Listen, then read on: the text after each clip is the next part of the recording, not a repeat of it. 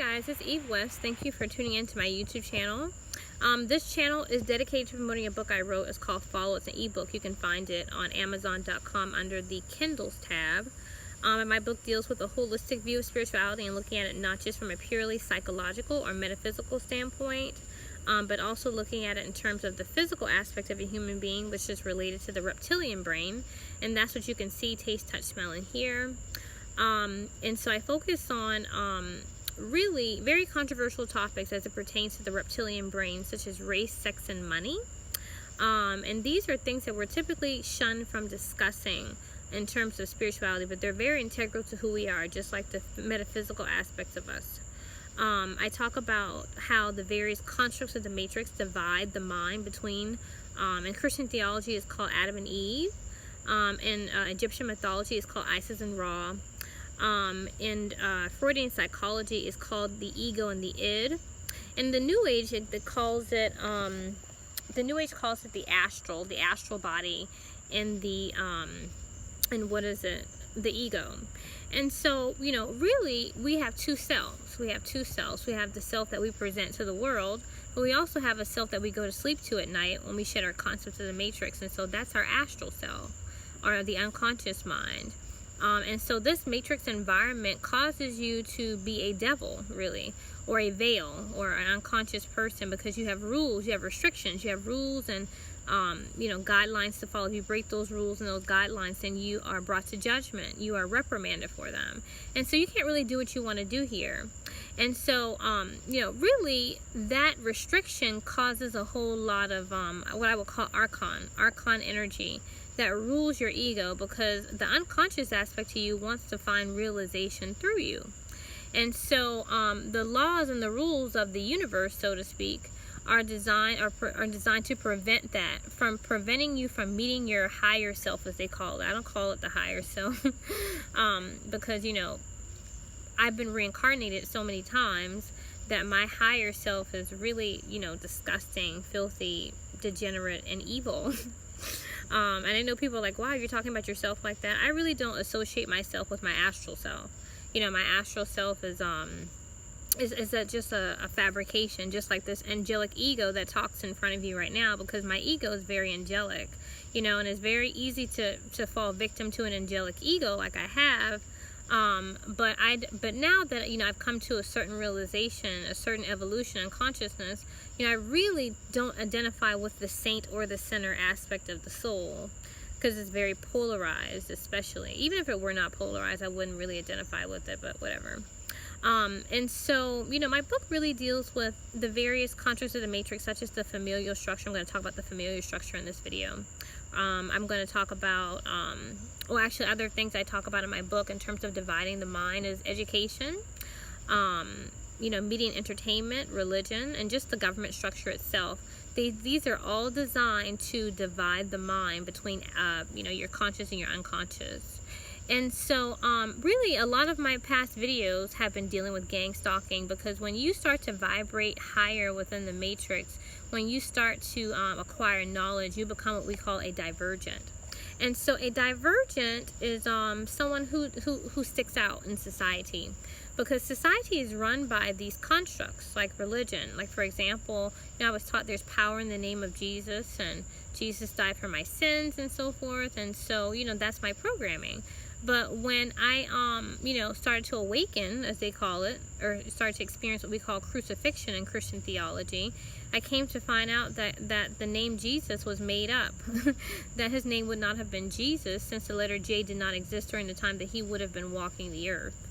And, Jesus is actually called the Son of God, because the Son is related to your solar plexus. Solar means sun. And so your solar plexus is the Son of God, because you are God. And so the solar plexus, or the earthly sacral, as I call it, is Jesus. And so when you start to acquire a lot of these occult, I guess you would say, meanings behind things, then you start to say to yourself, wow, I've been lied to. I've been blatantly lied to.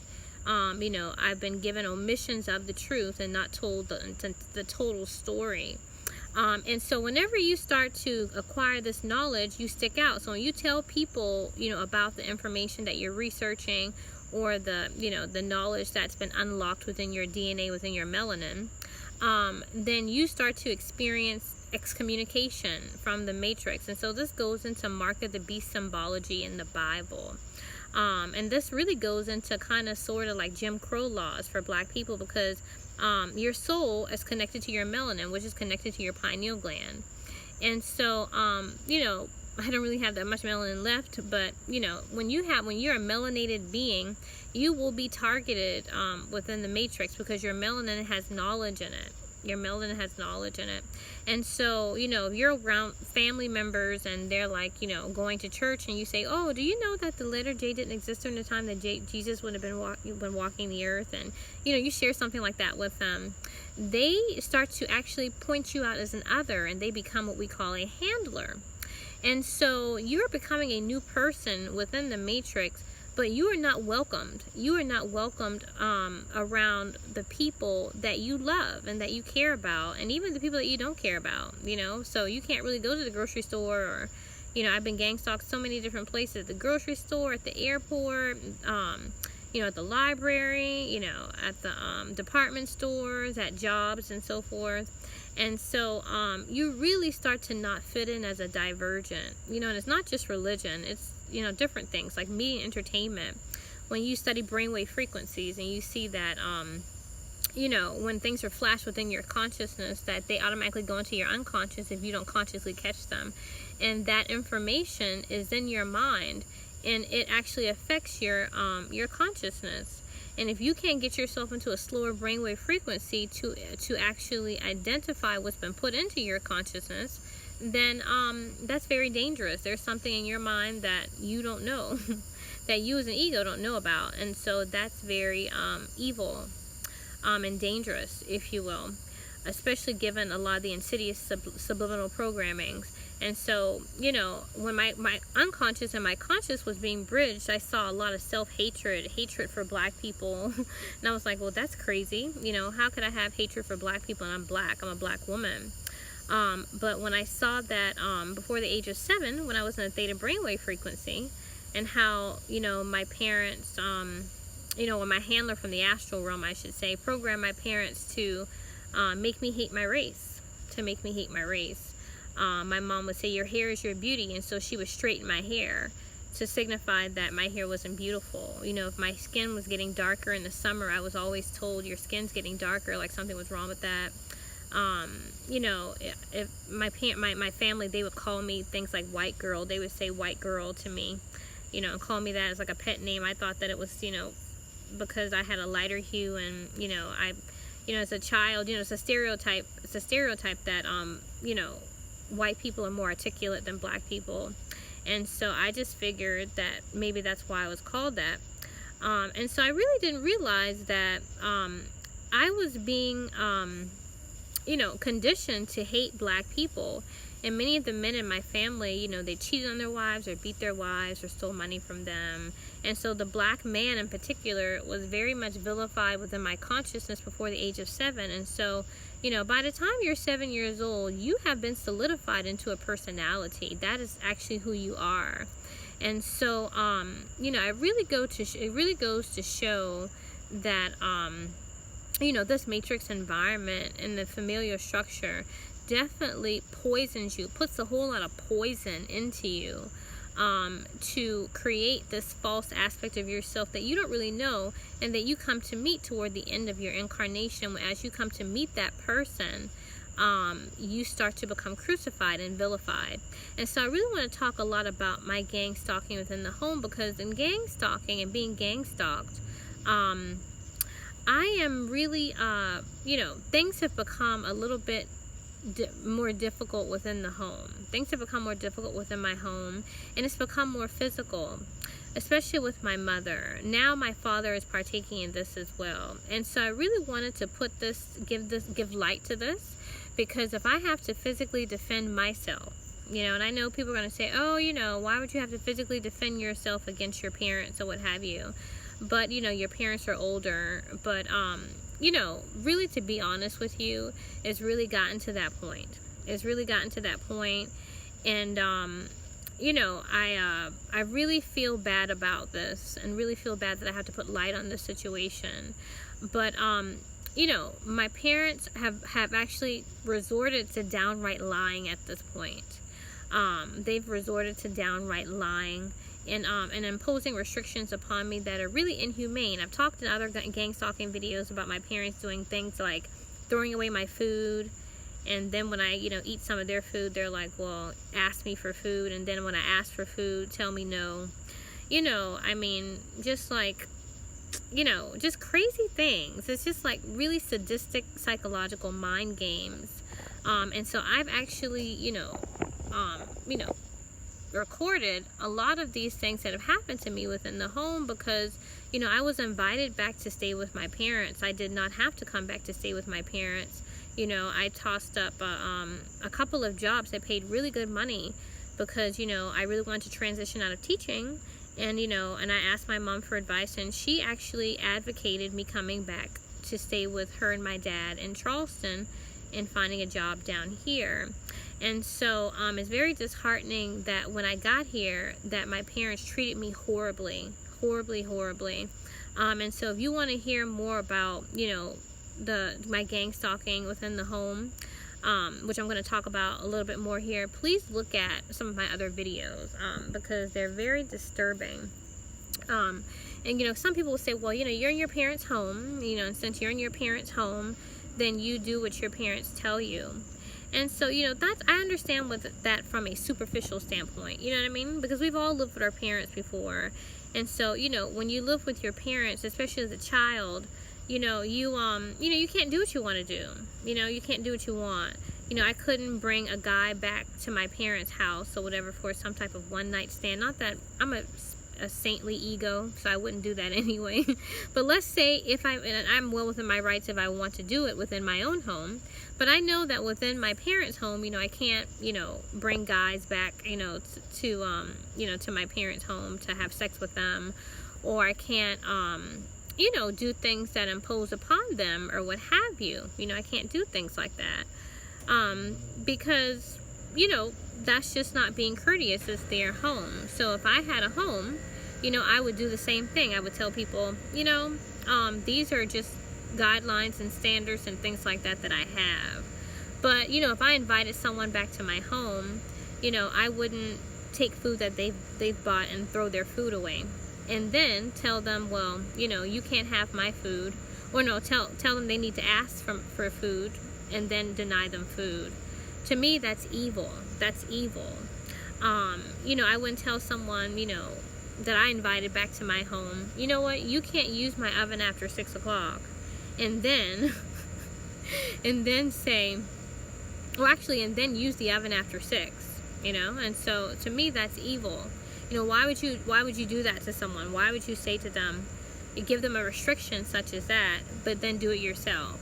For example, I was told that I should not use the dryer at night, because no one would be up to know if the dryer caught fire. So I said, okay, well, I'll just stay up with my clothes, just to make sure that doesn't happen. And then, my mother told me, she said, well, I just don't want you, drying at night. So I was like, okay, well, that's just something you're imposing upon me because you want to be mean and nasty. And so, when that happened, I said, well, I'll dry my my clothes, during the day then, because she doesn't want them at night, to be nasty. But whatever, this is her home.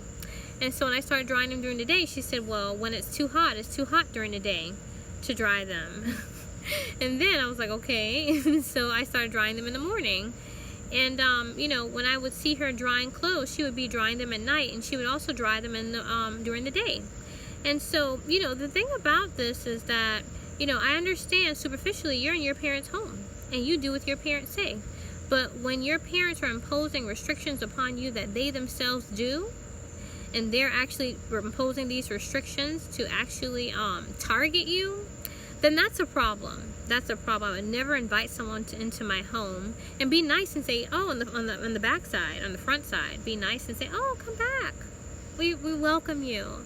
And then after you welcome me, say, oh, by the way, I don't believe that you were sexually abused.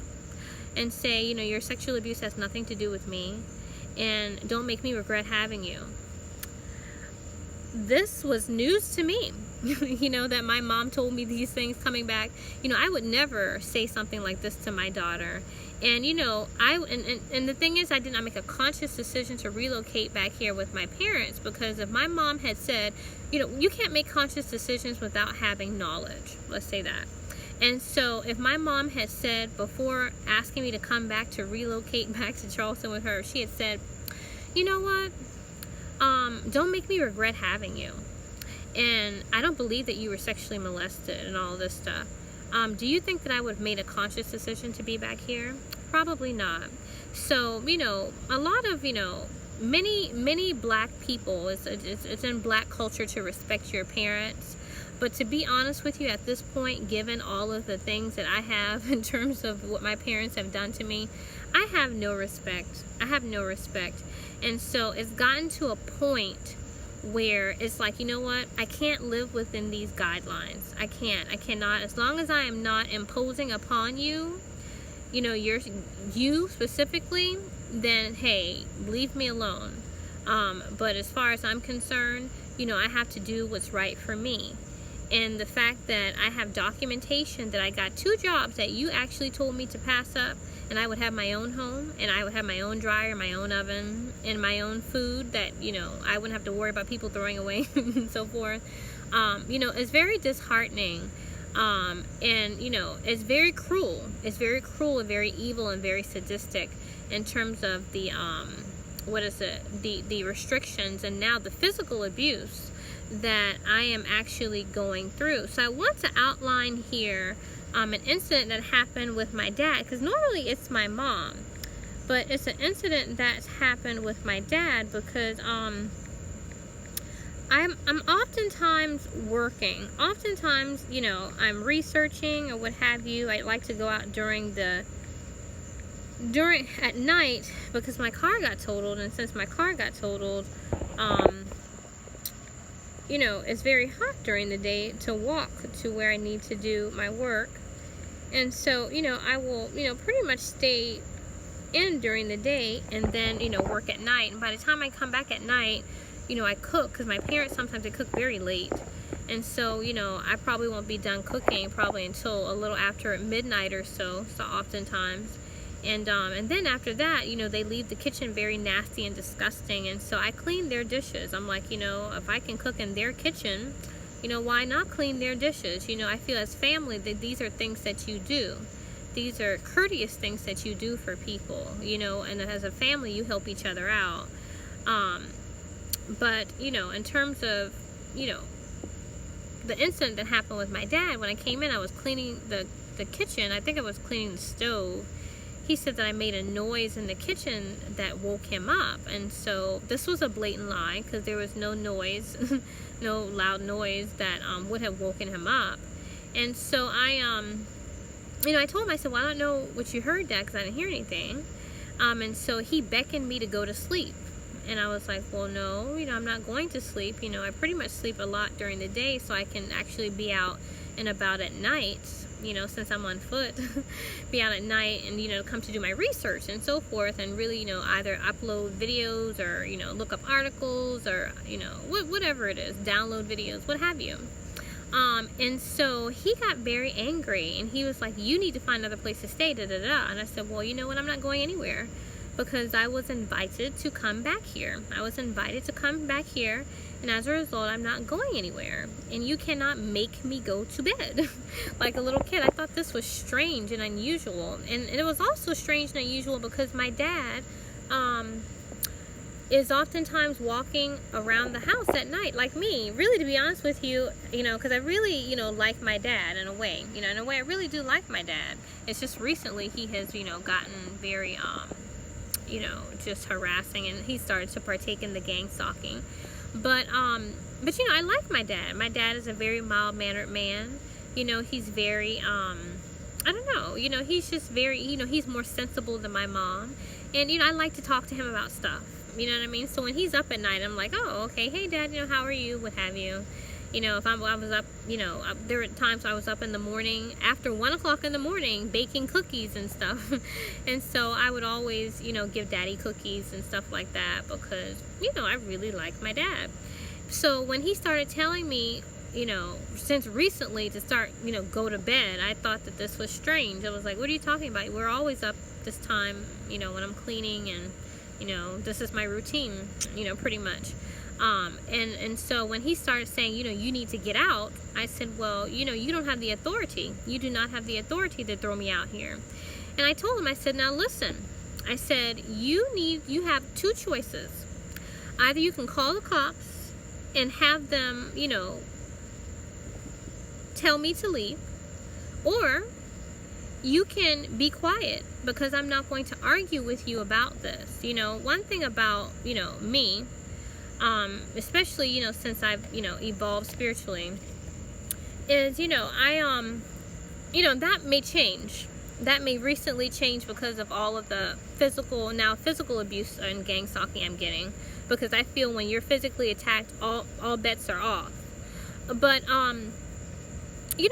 really, I'm not about yelling at people, Now listen, my parents have provoked me to anger, so they're provoking me to yell at them. But I'm not about that. That's not my choice. I'm not making a conscious choice or having free will to say, you know what, if I had my way, my will, I would not yell. There was someone within my home that I did not want in my home, and I'm well within my rights to make them leave. I would just call the cops and say, you know what, I have an intruder in my home. I don't want this person here, and I want them gone. And I would just call the cops and have them removed. And so that's what I told my parents. I said, you know what, you need to go ahead and make the decision, and I told my dad, you need to grow some balls, and you need to do that. Because this yelling at me and telling me that, you need to get on your own and this, that, and the other, that's not really doing anything, because I've already made a decision to stay here. The thing is that it didn't have to be like this. I could be in my own dwelling at this point, but because I gave up, the jobs that I was told that, by my mom to turn down, it's put me in this situation. And so that's why I've been working tirelessly to, do networking and to upload videos and to finish my book and, edit my book and do all these different things to really get my business off the ground. I felt that, given the restrictions I have within physicality, it's difficult for me to get a regular job. And so, I really wanted to sit down with my parents and discuss with them, why I've had an issue. I have an issue in terms of getting a regular job. But they refused. They refused to sit down with me and talk to me about my economic situation. However, they are judging me for not having a job. I said, this doesn't make any sense. I said, if you really want to know what's going on, have a seat. Let's have a conversation about this. And, my mom, one day, I took her to church. She, because I'm not Christian, but, anymore, that is. But, to really show, I guess that you would say, respect in a way, kind of like respect for my mother and respect for the way that I was conditioned. I would go to church with my mom periodically, especially on times like Easter and stuff like that, because this is a part of my conditioning, my programming. So I feel that, I really shouldn't circumcise myself. And what does that mean? Circumcision is when you cut off an aspect of yourself that, I'm not going to cut off the Christian so-called aspect of myself, just because I don't really necessarily identify with it. It's just something that's a part of me, but it doesn't really, I guess, vibe in terms of who I am right now as a Christ. So I used to be Christian, but now I'm a Christ. And so, I would do things like that. So when I went to church with my mom one time, she agreed to sit down and talk with me. So I said, okay, this is wonderful, because I don't like yelling and all that stuff. And so, when she'd agreed, but she only agreed, after telling me to take a pill. She told me to take some drugs. And I was just like, what is it? What is that? You know what I mean? Like, in order for her to agree to talk to me, she was like, you need to take, it was some type of opiate. It was some type of opiate. It wasn't as severe as it wasn't a severe opiate, but it was some type of opiate that she told me to take. It was, what was it called? I don't know if it's Lortab or something like that. Some type of I don't know, barbiturate or whatever. That she told me to take. And so I had gotten to the point where I was so tired of going back and forth with my parents about different things that have been going on with me, that I just broke down, because, you know, I'm not into taking drugs. But I said, you know what, if me taking you know, some type of Lortab or you know, I don't know what it was that they gave. I really literally don't know what they gave me. But I took it just so I could have a conversation to sit down with her. And she lied about it. She never sat down to talk to me, and is not willing to sit down to talk to me about a lot of the issues that, you know, that have been affecting me and affecting my livelihood and affecting the reason why I am there with her and my dad. You know, she really does not want to get into it. And so, you know, going back to the incident that happened with my father, you know, he was like, you know, you need to get out of here. You know, this all stemmed from him hearing a loud noise in the kitchen when I was cleaning the kitchen. And so I was like, well, you know, I'm not leaving here.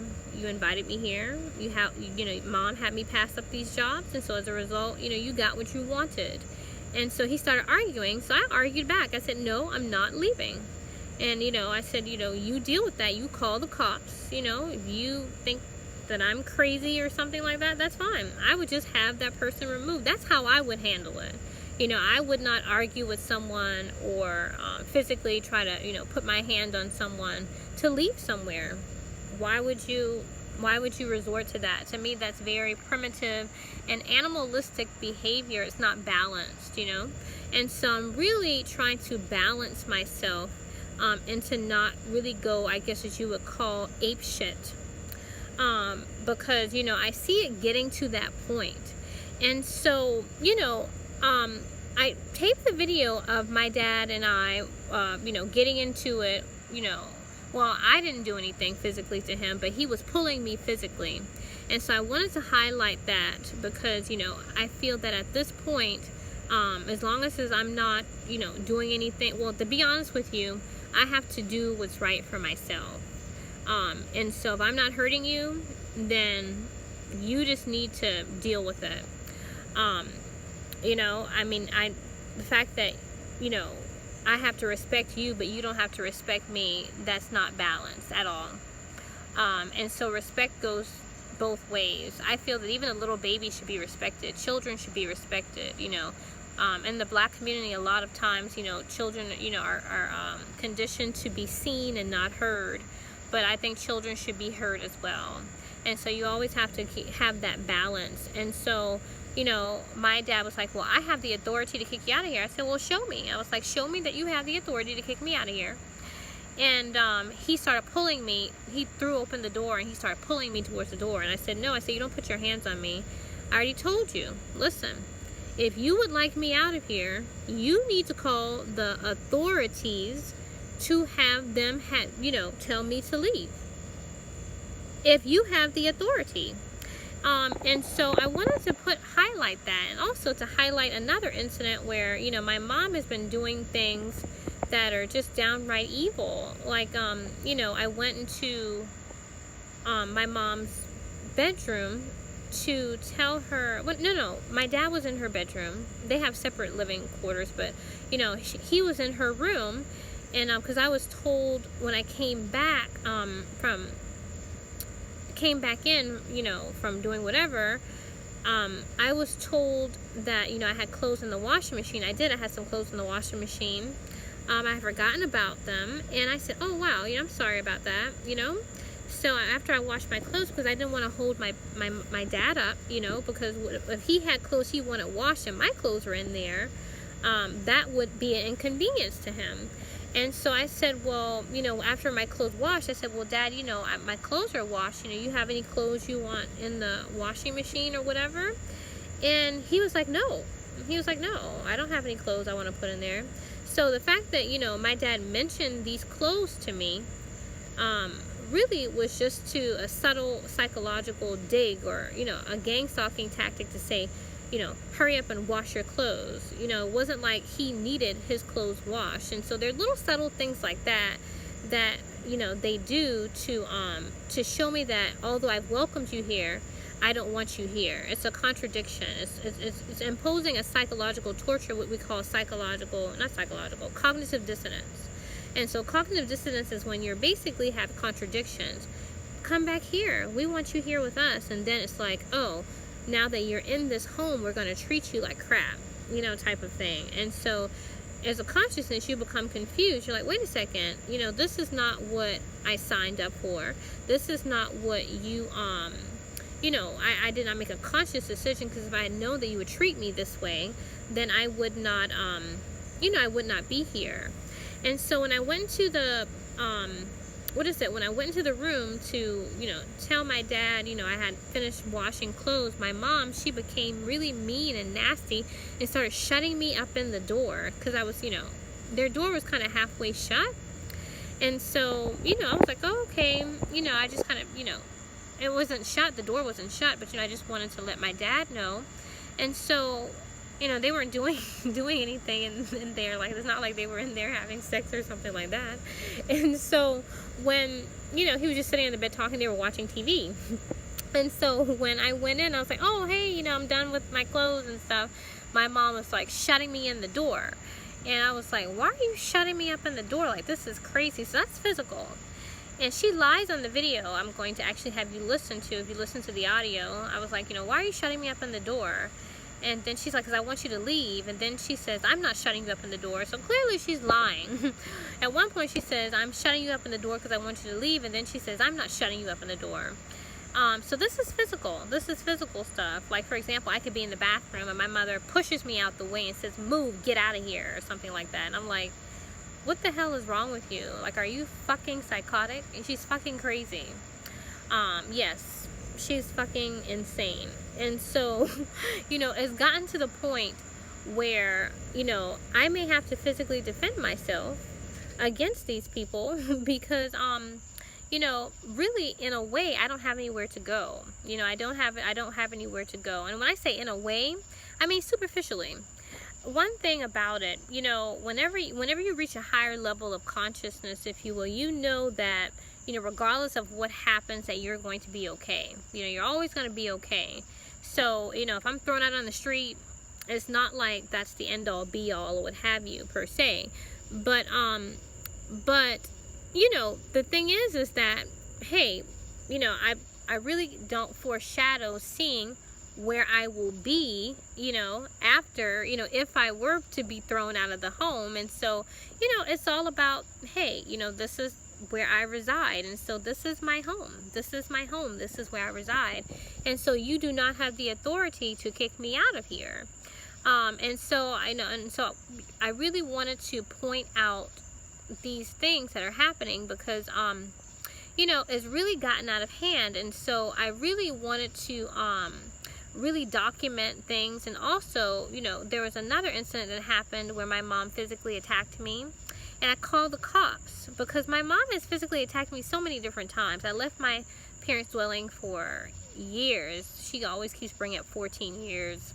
But, I left for more than a decade because my mom physically attacked me. And when she physically attacked me, my first inclination was to push her. Now, one thing about it, whenever you're in fear, you have two choices, either fight or flight.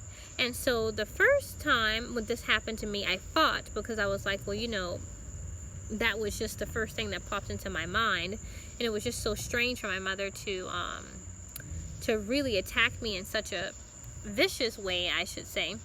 And, but the second time around, after the 14 years, when she attacked me, I said, well, she's already done this before, you know what I mean? So I'm going to call the cops, I'm going to call the cops and have them take care of it, because I don't want to be forced to have to physically defend myself again. And so, when the cops came over, I taped this. I taped when the cops came over. It goes to show that the government structure is also a part of gang stalking, because the cops never once asked my mom, did you physically, attack your daughter?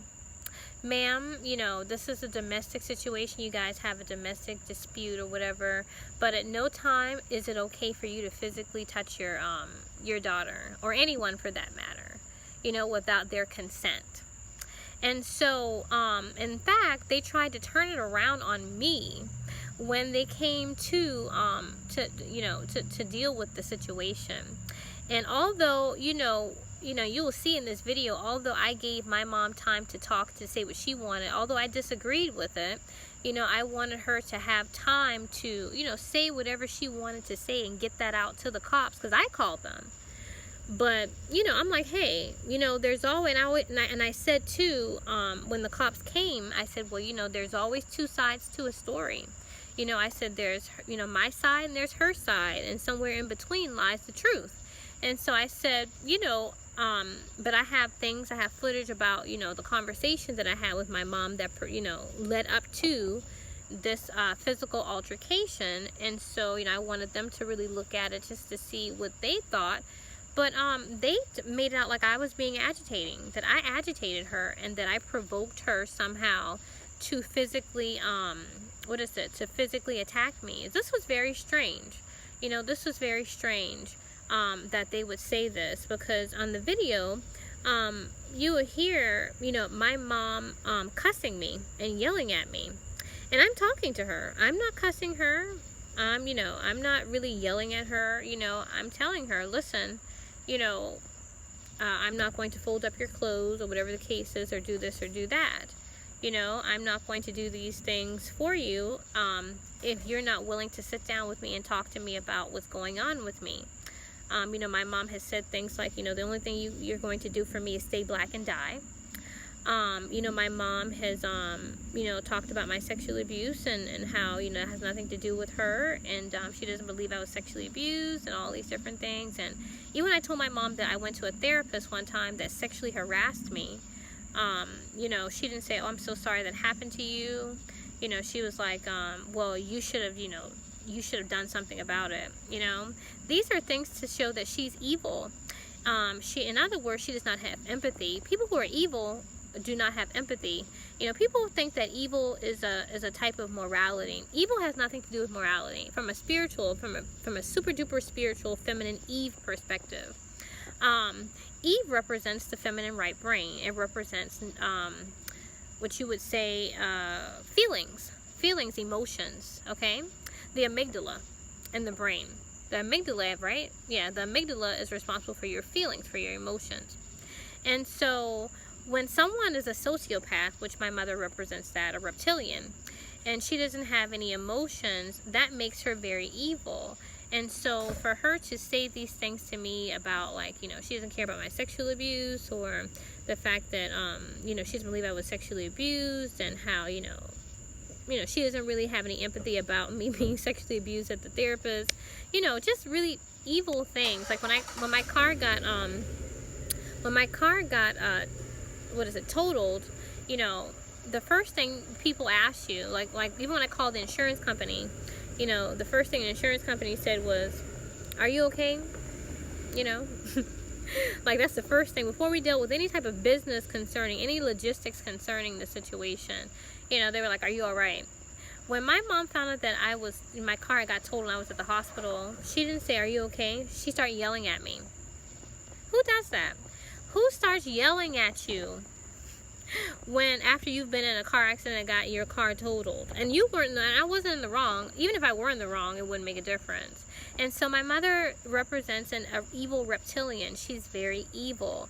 And an evil meaning that she's absent of Eve. She does not have any emotions. She's not emotional. She does not have the ability to she doesn't have the ability to empathize with me, And so, I have on tape that she's shutting me up in the door, and, how when I called the cops about, the physical altercation that happened where she physically attacked me the second time, how they said that, they never asked her, ma'am, did you physically attack your daughter? And never once did they tell her, oh, that's not right. whatever the case is, they flipped it around on me. And so this goes to show that the government structure. So in my videos, I really talk about, how, the matrix and gang stalking, really is something that's multifaceted. It's not just something to do with media, entertainment, or religion, but it's also the familial and education, but it's also the familial structure and the government. Now the government structure is, I'm being targeted with that. So I really have to put light on these things, because I see it getting to a point where, since I have to live in this, I wouldn't say since I have to, from a superficially, since I have to live in this home, that, you keep bothering me and pushing me and pushing me and pushing me and pushing me, then I'm going to lash out at you. I'm going to lash out at you. And so one thing about gang stalking, it's like that. It's like poking an animal in a cage. You poke, and that animal just keeps taking it. But then you poke again, and that animal really, explodes, and you're like, that animal did this to me. And so really, this is all about bringing me to judgment. This is all about bringing me to judgment about something that has been actually sophisticatedly and, is that a word? Sophisticatedly and meticulously been created to actually push me to this point, if you know what I mean. It's not something that is of my own free will, because if I had made a conscious decision, I wouldn't be here with my parents. If I had free will, I would be in Atlanta with my daughter. If I had free will, I would have my own appliances and my own dwelling and so forth, and so I wouldn't have to adhere to these evil restrictions that are imposed upon me, but my parents don't actually adhere to themselves. And so whenever you're continuously being mean and nasty and disgusting to someone, it's only human nature. It's human nature for you to respond in a very mean and nasty and disgusting way. Now, a lot of the reasons why I want to talk to my mom too about, my religion and scripture and stuff like that, because my mom programmed me with light scripture. What do I mean by light scripture? Light scripture is like, if someone slaps you on the cheek, turn to him the other. Now, the thing is that might work for a little bit, but eventually your nature is going to come back. In Christianity, it talks about the Alpha and the Omega. So the Alpha is very much a sweet, kind, loving, turn the other cheek person. But the Omega is, if you slap me, I'm going to fuck you up, type of thing. And so I've gotten to the point where it's like, listen, I've told you to leave me alone. I've told you, if you would like me to leave this dwelling, all you have to do is call the authorities and say, you know what? I have a legitimate, I guess, well, the thing, they try to make what they do legitimate anyway, but, I wouldn't say I have a legitimate, but I have the authority, not the legitimacy, because they're going to try to say I've done something, but I have the authority to kick you out of here. And so, since you do not have the authority to kick me out of here, you're trying to legitimize it by pushing me into situations and imposing restrictions to make me angry. And so really, in a way, it's like my parents want me to do something that they do not legitimately have the authority to do. So what does that mean? We want this person out of here. But, she's not, going to leave. We don't have the right to ask her to. So what if we just keep telling her to do a whole bunch of stuff, and then we do the stuff that we tell her not to do?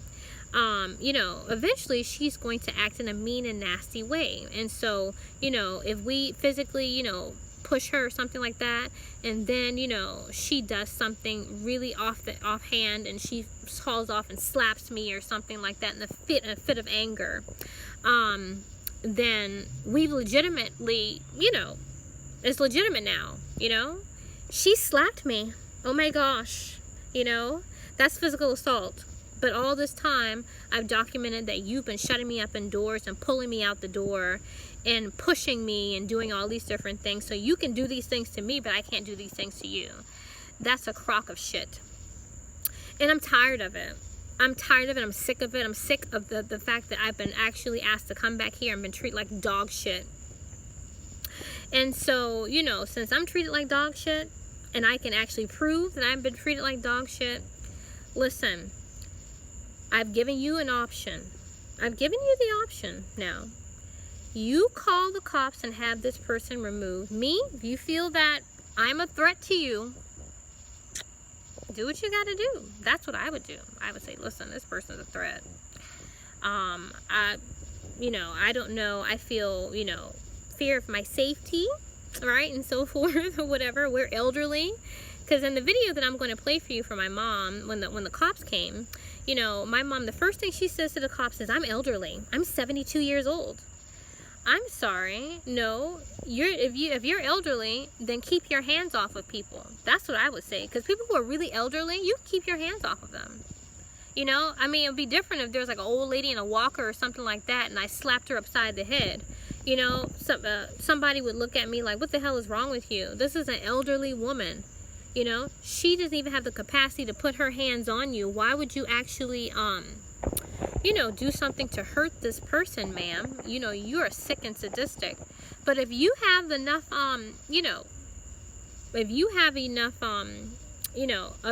motor ability to actually physically, hit somebody, then you might get your ass hit back. You know what I mean? I'm sorry. That's just how it is. Like my mom, has done multiple things. Like she had taken a roaster pan to hit me with a roaster pan. What am I supposed to do? Just stand there and let you hit me with a roaster pan? I'm sorry. I'm not going to do that.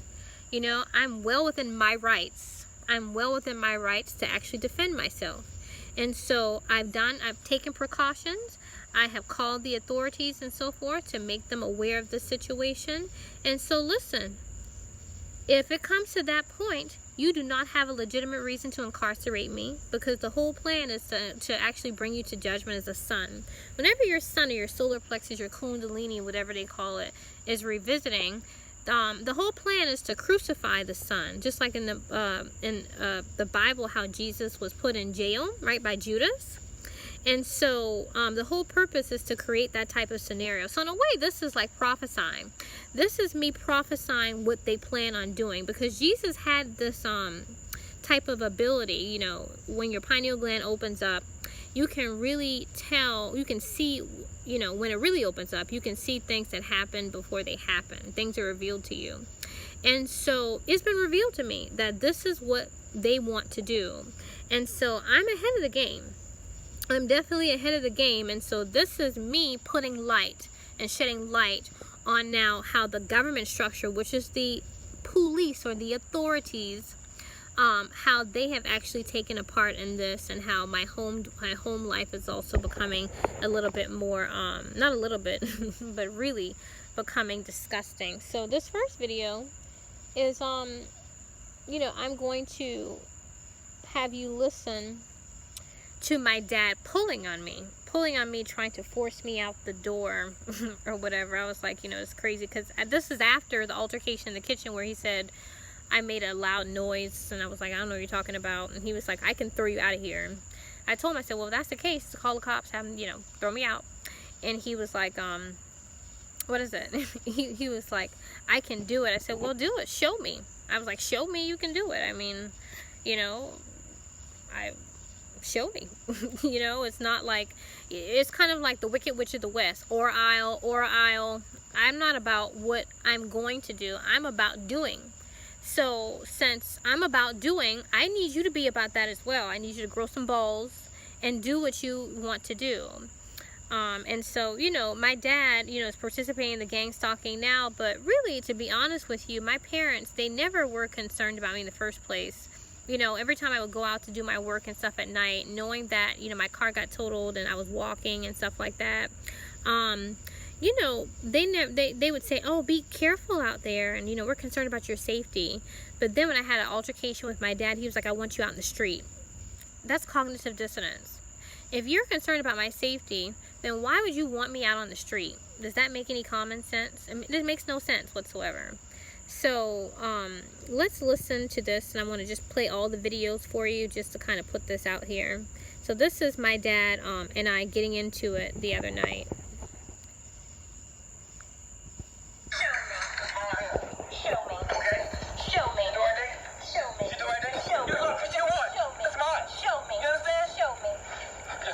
Excuse me.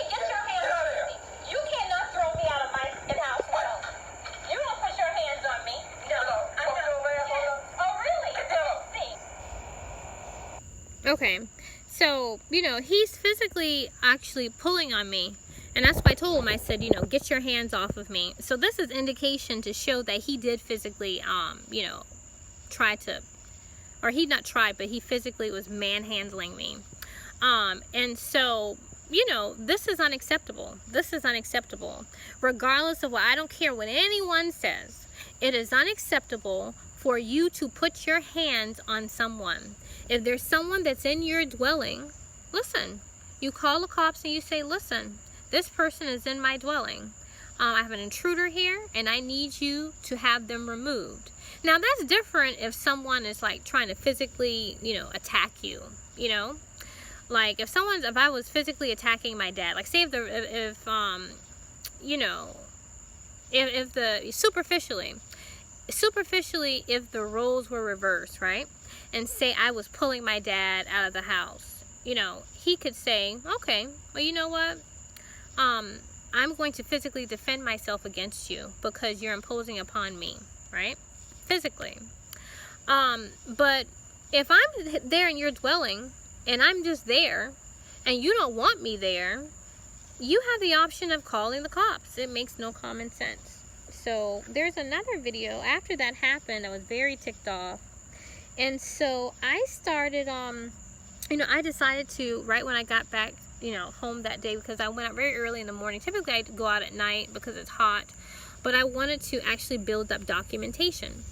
And so, you know, I told my dad that I had, you know, I said, listen, you know, I have so much documentation at this point that I have been, you know, gang stalked in this dwelling. You know, that, hey, you know, I want you to know that I'm not going to tolerate you putting your hands on me. I'm not going to tolerate that. I'm not going to tolerate you, you know, even just like yelling at me. You know, I feel that, you know, when you want somebody out, you just kick them out. You know what I mean? You just have the authorities come out and just, you know, tell them to leave. That's what I would do. But the whole purpose is to legitimize it. And so in this video, you know, I'm talking to, well, actually I want to share with you another video. Before I share the video about telling my dad to call the authorities and not to put his hands on me and stuff like that, I have another video where my mom is shutting me up in the door.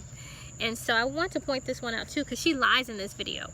She lies in this video because, you know, in the video, I said, you know, why are you shutting me up in the door? I was like, you know, that's crazy. And so she was like, I want you to, because I want you to leave. And then she says, I'm not shutting you up in the door. So she's lying, clearly. Here, so let's listen. Why are you pushing me against the door? I want you to leave, that's why. Why are you pushing me against the door, Mom? You're pushing. I can leave if you actually get your hand off the door. Get out. I'm trying to get out the door. So I was like, why are you pushing it against the door? She was like, because I want you to leave, right? And then she says, you know, I'm not pushing you. She's like, get out. You know, that doesn't make any, you know, common sense. You know, why are you pushing me against the door? That makes no sense. You know, if you know, clearly she did not feel physically threatened, if you will, by me. She was very calm, like, I want you to get out. If you want someone to get out of your home, you call the authorities to have them get out. You do not push people to get out of your dwelling. I'm not physically doing anything to you. You need to do what you have to do. So this is all about legitimizing pushing me out or leaving me destitute. And that's what happens to Jews. You know, this matrix environment is like a concentration camp for like Auschwitz. You know, the Jews, they you know, when going back to Nazi Germany, the Jews were eventually forced into the ghettos, and then eventually there was this final solution for actually killing the Jews and destroying them physically. And so this is the whole point. The whole point is actually doing that, to leave you destitute, forced into ghettos. And so, you know, when you're pushed onto the fringes of society, then they, you know, as you're pushed into the fringes of society, then they can do whatever they want. So the government can do whatever you want. Like if you're destitute, you know, it's like, you know, no one really knows anything about you. You know, you don't have your cell phone in jail. You don't have your cell phone, you know, in an insane asylum or something like that. And so they can conduct whatever experiments and things like that that they want to do, you know, at that point, you know, because you don't really have rights, you know, so to speak. And so, you know, if it comes to that, that's well with my soul, because I've really fought through hell to, you know, to escape what I would call the matrix, to escape the wheel of rebirth or reincarnation or whatever the case is. I fought through hell to really escape the wheel of Akash, the Akashic record. But yeah, so this video really depicts her physically again doing things, and I'm like, okay guys, you know, this is getting out of hand. And so, you know, I spoke to my dad, let's see, and you know, that next day, and I said, listen, you know, you can say whatever you want, you know, but don't put your hands on me. In fact, you know, yelling and stuff like that, I don't even like that. I've yelled because they've yelled, so it's reciprocated. But, you know, it's getting to the point where it's like, listen, if you want somebody out, just go ahead and have the authorities kick that person out. It's not like, you know, so if you have the authority, but this is about legitimizing. So let's listen to this. Argue with me. Listen, why are you arguing? If I were you, and I wanted somebody out of my house, I would just call the cops. You can't even call the cops. Goodbye. You go in your room. Oh, I understand, but you need to go ahead and call the cops if you want me out of here. And I got a lot of dirt on you, too.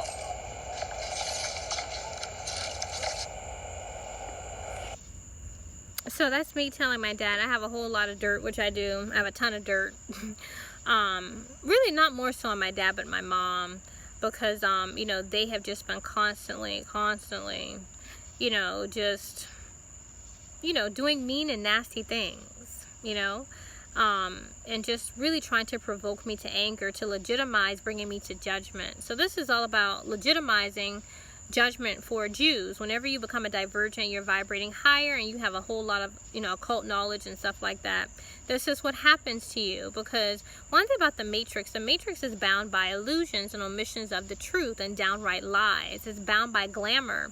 And so, you know, when you start to vibrate higher and you see, you know, the tricks of the trade, so to speak, you know, you're demonized. It's like you're an other. You need to get out of here.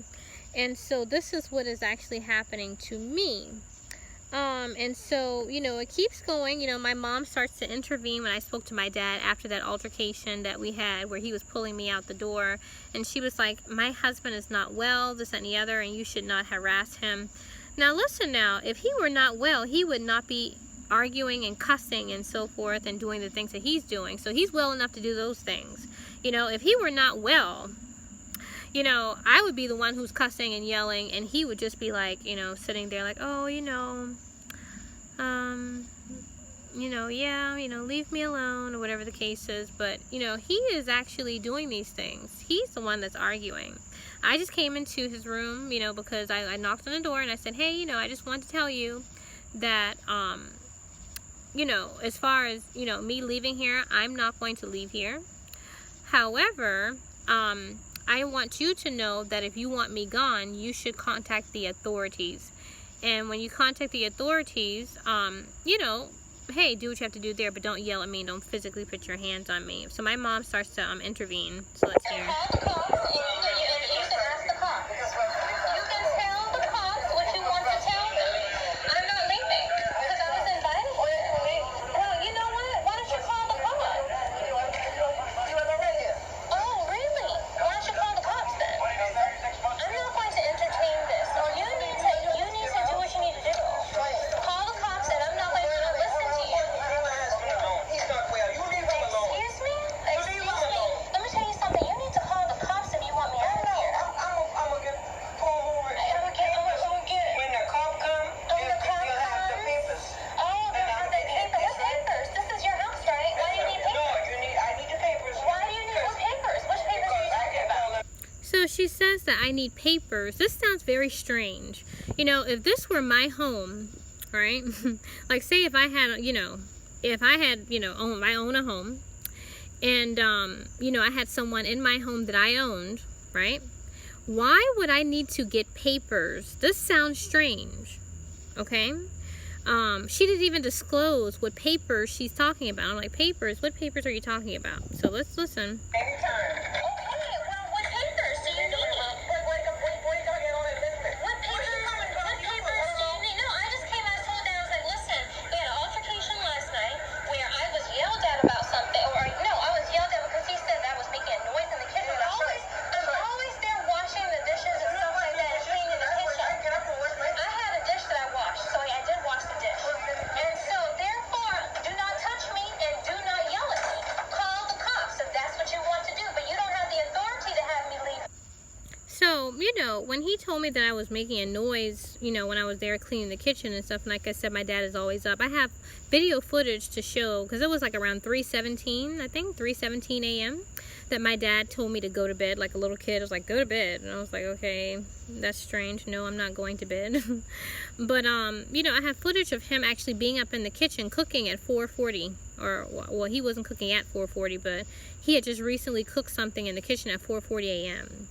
So, the thing is that he's always up. My dad is always up doing things. Like I said, I really kind of liked I kind of liked the fact before my dad started acting crazy, that he would be up sometimes with me, I'd be like, I cook him cookies and, we talk a little bit here and there, whatever the case is. And so, he'd be up cooking and, doing, doing stuff or whatever. It wasn't a big deal. But, now that gang stalking has gotten to a new level because there's a lot of danger in terms of me actually being able to escape, I would say, this matrix construct, if you will. Because, it's uncalled for. You're not going to bring me to judgment, legitimately bring me to judgment. I've taken all the precautions. I've told you, listen, just have me escorted out. I'm no threat to you. You keep provoking me. You keep provoking me. If I break, because I'm at a breaking point right now, okay? So if I break, hey, that's on you. Don't look to me. I've told you, listen, you want someone out of your home? You think that they're, a threat to you? Call the cops. Have that person, escorted out. Say, you know what? I'm in fear of myself. I'm elderly. You're elderly. My parents are not invalids. They're not invalids. If you can pick up roaster pans and stuff like that, and you can actually physically try to pull somebody out the door and stuff like that, and you're yelling and cussing, you're not an invalid. You might be older, but you're not above if you actually try to harm me getting your ass whooped. To me, you're not above that. You're not above getting your ass whooped. Now, if it were like that guy within that, what's that movie? The Theory of Everything? I can't remember. Stephen Hawkins. I think, is it Stephen Hawkins? Like, if this were Stephen Hawkins, let's say that. Say if I whooped Stephen Hawkins' ass, right? And the cops show up. And it's like, okay, ma'am, Stephen Hawkins is in a wheelchair. He needs an apparatus to speak. Stephen Hawkins can barely, he can't even lift a cup of water. So the fact that you whooped his ass shows that there's something wrong with you, okay?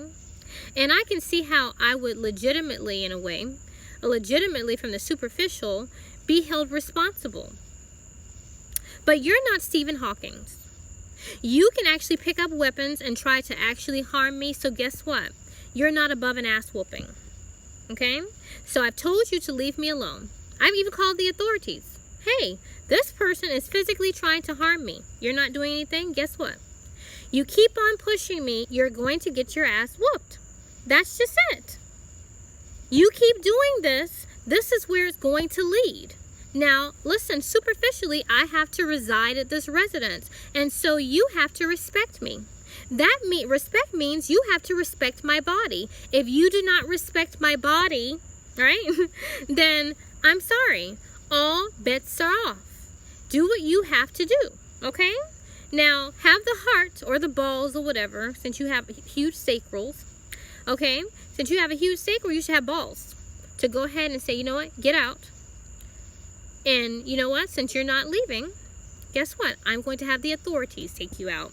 That's absolutely fine with me. It's absolutely fine and well with my soul. If that's well with you, well with me. You know, but you don't have the authority to do that. So you have to legitimize it. So let's keep going.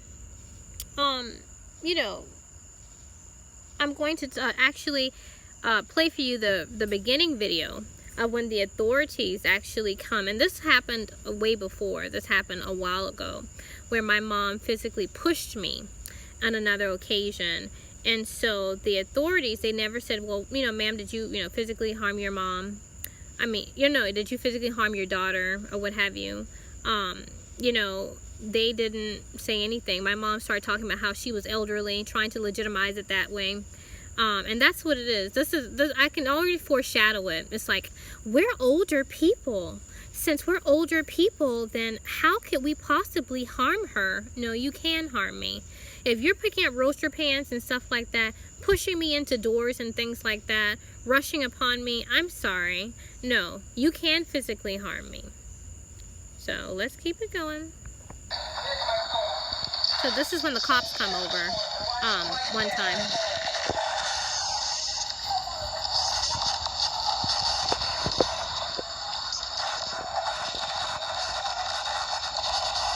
It's a little difficult to hear, guys, so. Yeah,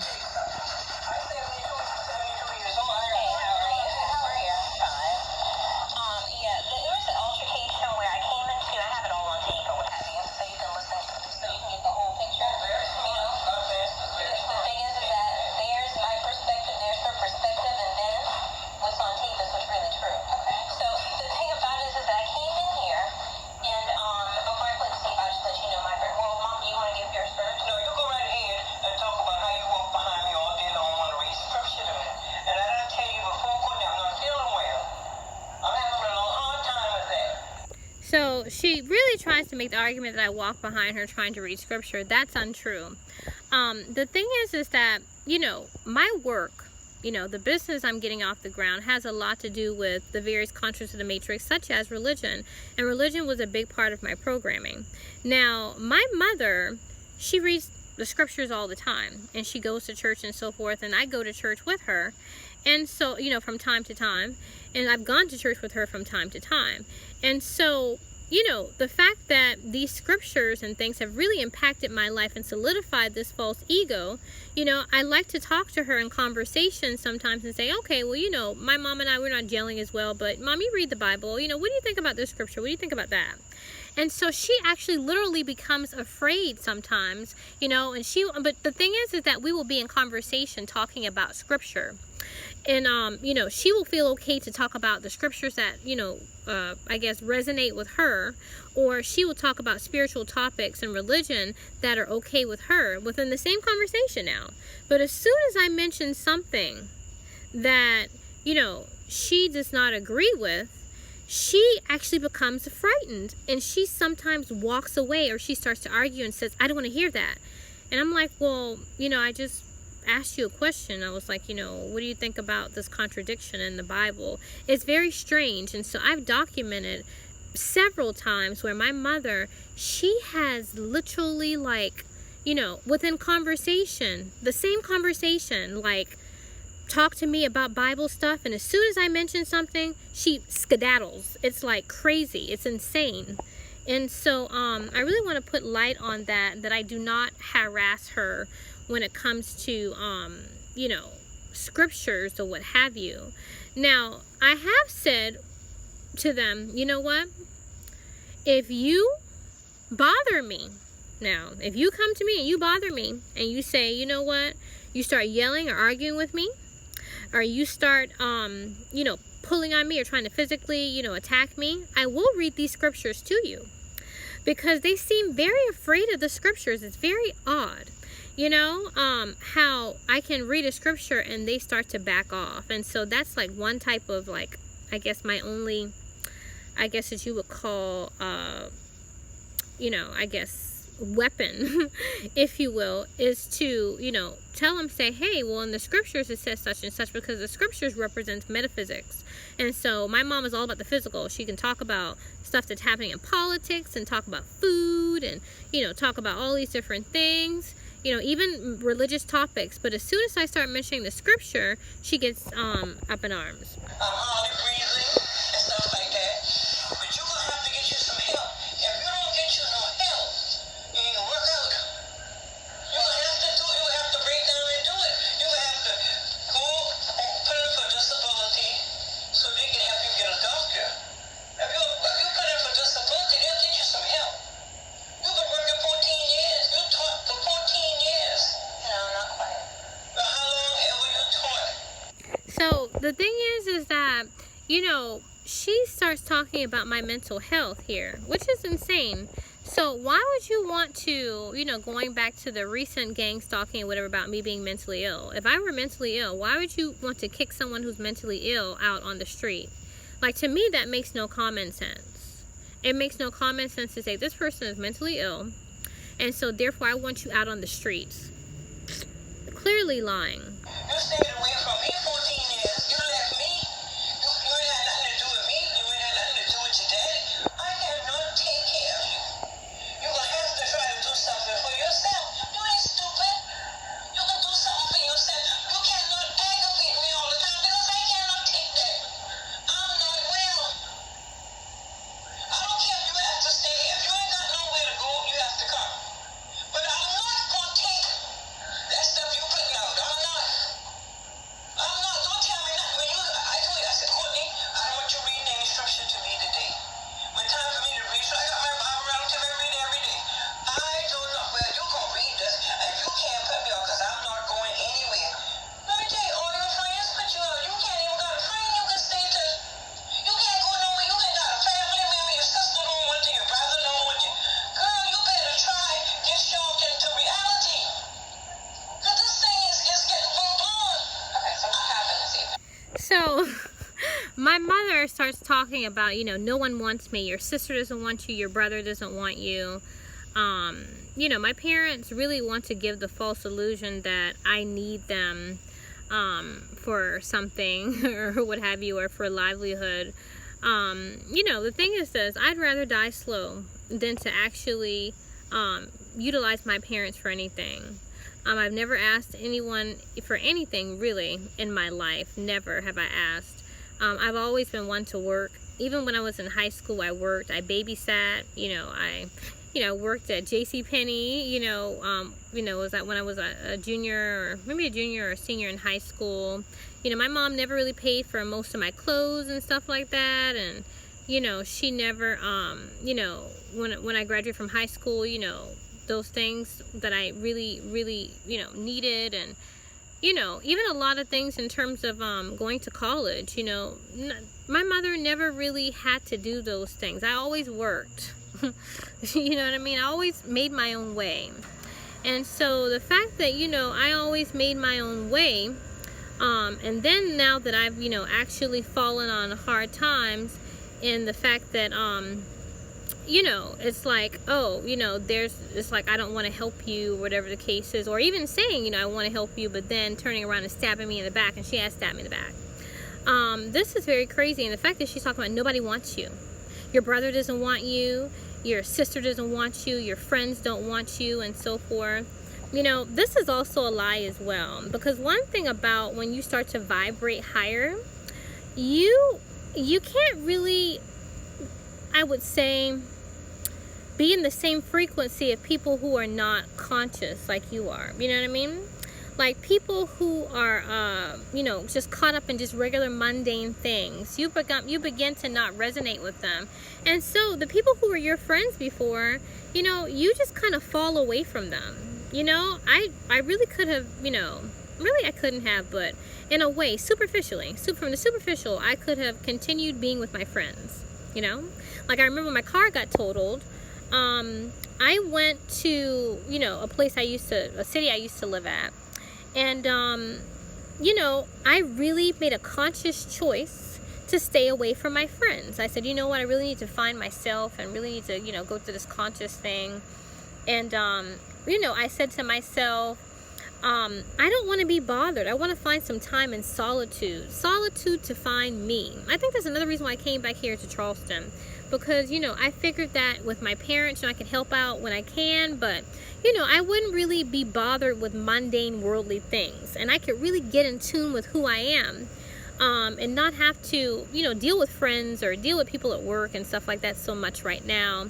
Just really kind of, get into my own head, so to speak.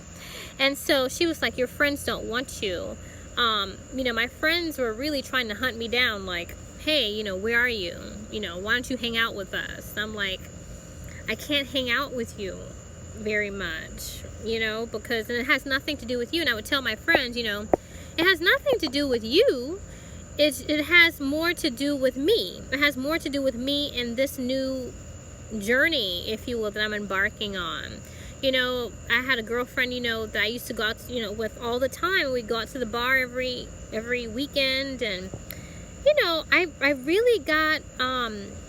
I really just got tired of it. I was like, what am I doing here?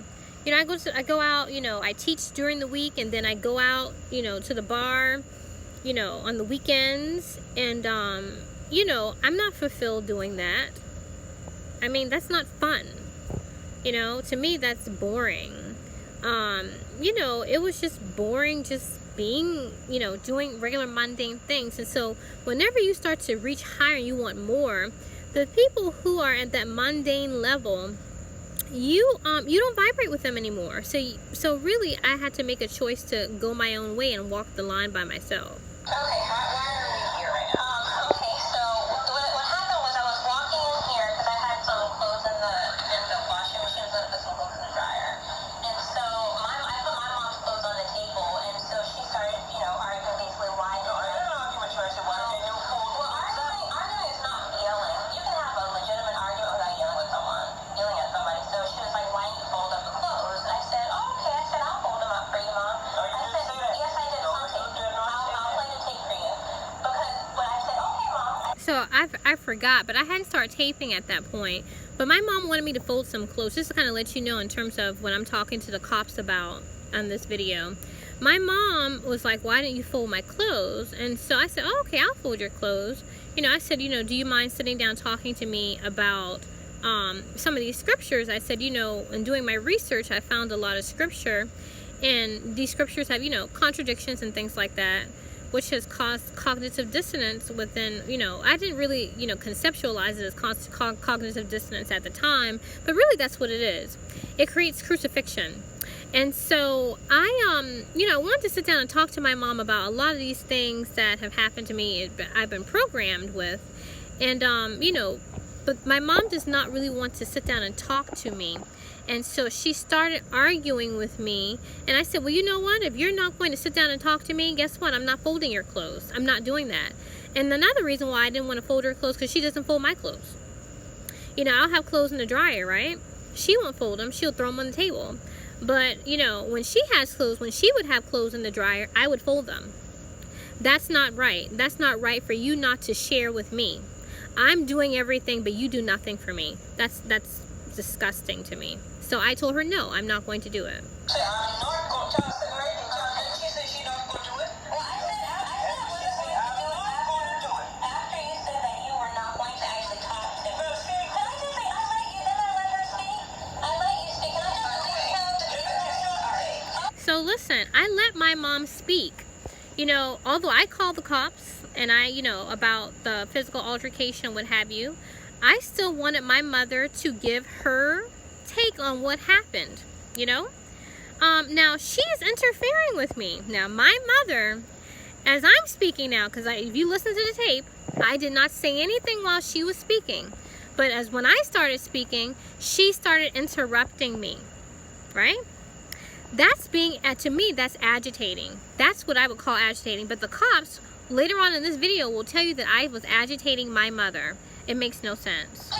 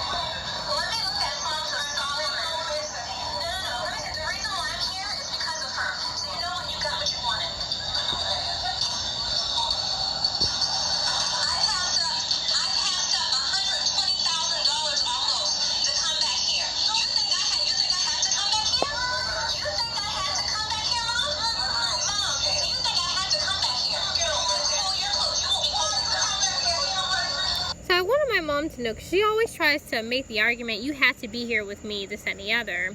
Really, you know, I have been going through gang stalking in terms of my other, you know, jobs, what have you, but still, you know, I could deal with it. I could deal with anything, you know? And so, you know, really, to be honest with you, you know, I did not have to be there with her.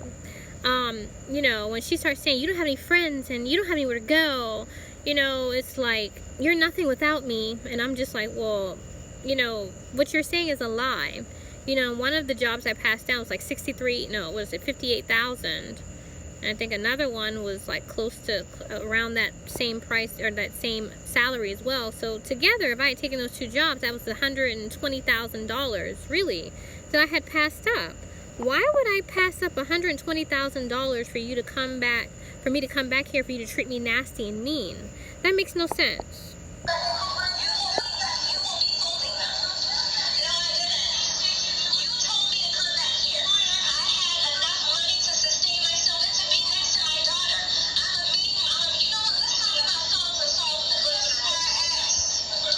So the reason why I bring up Song of Solomon to my mom is because the book of Song of Solomon actually deals with beta sex kitten slavery.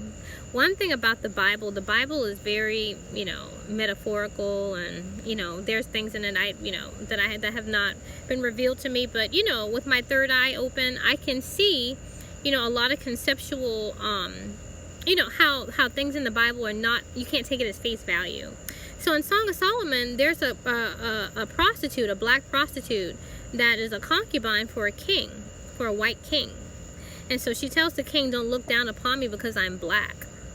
And so, you know, I talk about, you know, when I talk about esoteric topics, it would have you how in the astral realm that I'm a prisoner, that I service white men on the astral realm as a prostitute. And so there have been occasions where my mom has talked about how, you know, black people, she has talked about how black people, what is it? All we hear about is sex and, and drugs. She was like, black people, they love sex and they love drugs. And she was like, but white people, they want to know. She says, white people, and I have her on tape saying this, but white people, they want to know what they have to do for sex. You know, they like sex too, but they want to know what they have to do for sex. And so this goes to show that my mother really is the embodiment of, you know, this imposter. I would call my mother an imposter spirit, or the Antichrist. She would be considered Antichrist. A program, an Antichrist program, they call it Black Madonna programming. That represents an imposter, a severely unconscious aspect of myself, from not a superficial standpoint, but from a spiritual standpoint. And so she is Antichrist. But when I mention this stuff to her, knowing that I am a prostitute, you know, in the astral realm, you know, and talking about that and how that correlates to Song of Solomon, she gets agitated. She doesn't want to talk about it. But my religious programming deals with me being whore of Babylon, you know, type of rhetoric, symbology in the Bible.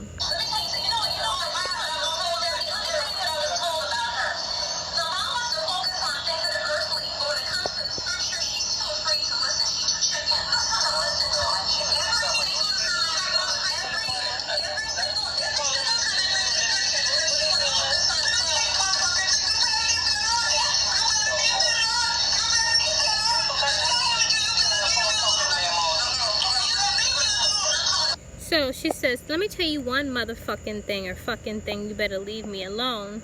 And she rushes, you know, this is when the physical altercation happens, and she rushes upon me. Now, my mother is cussing me, yelling at me, and so forth. Now, you hear me in this video, I'm not cussing her, yelling at her, I am talking to her. I'm like this, listen, you know, although people consider it to be an argument, it's a legitimate argument. Well, not legitimate, but a valid, well, to me it's a valid argument, but I'm not doing anything that infringes upon her. You know, I'm not yelling at her, you know, I'm not beating her up, you know, I'm not throwing things, I'm not doing things that's going to really affect her, you know, her livelihood, so to speak, you know. But she, on the other hand, is doing this. How is it that the cops are saying that I am, egging her on or something like that. To me, that's crazy. I'm just talking to her.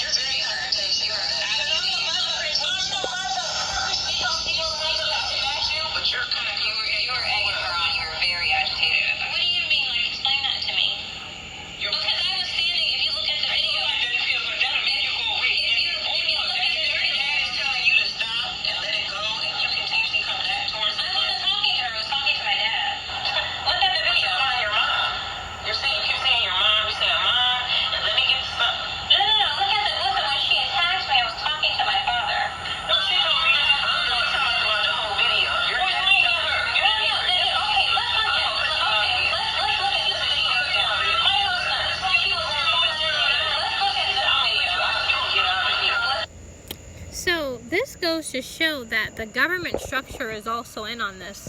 This is not just something that's based at the familial structure, because in the video where my mom physically attacked me, I wasn't talking to when my dad was like, leave it alone or whatever the case is. I came and I started talking to him. I said, listen, if you rewind the tape, I said, Mom is afraid of actually going into these spiritual things, if you will, talking about the spiritual things that have a result with the physical things. She's too chicken to do that. And you can clearly see that I'm not talking to her. But then she rushes upon me and says, you better leave me alone. You better leave me alone. Now listen, the cops say, you're agitating your mother. How am I agitating my mother if I'm talking to my dad? That doesn't make any sense. Listen to it. What they're saying doesn't make any sense. Now listen, they don't acknowledge that my mom is yelling at me, that my mom is cussing me. I'm telling her, listen, I didn't have to be here. I passed up $120,000, But she is being volatile. Never once did the cops say, did your mom touch you? Ma'am, did you put your hand on your child? Not your child, because I'm not a child. Did you put your hands on your daughter? Did you physically harm your daughter? Ma'am, that's unacceptable. Now listen, ma'am. And they could have said, even at this point, they could have even said, you know what? Do you want your daughter out of here? Because if you want your daughter out of here, hey, you know what? We have the authority to remove her. And that would have been done. That would have been done. Do you see what I'm saying? So this whole scenario is crazy. You don't even ask her if she physically put her hands on me. You tell me that I'm the one that's agitating her, although in the video she's cussing me and so forth. When you came over and I asked Mom to say her piece, I didn't intervene. I shut my mouth and I let her talk. Even though there were things that she said, like, your friends don't even want you and you're mentally ill and this, that, and the other. I really, sat back, let my mom talk. And then I responded. But as I'm talking, she's interfering with me, but I'm the one who's being agitating. Are you serious? This is clearly a witch hunt. It is clearly a witch hunt. I am considered a witch because of my abilities to see past the BS. That's really what it is, you know? It's like, how are we going to get rid of her? We're going to legitimize a reason, restrict her, do all these different things so she can blow up, and when she blows up, it's a judgment.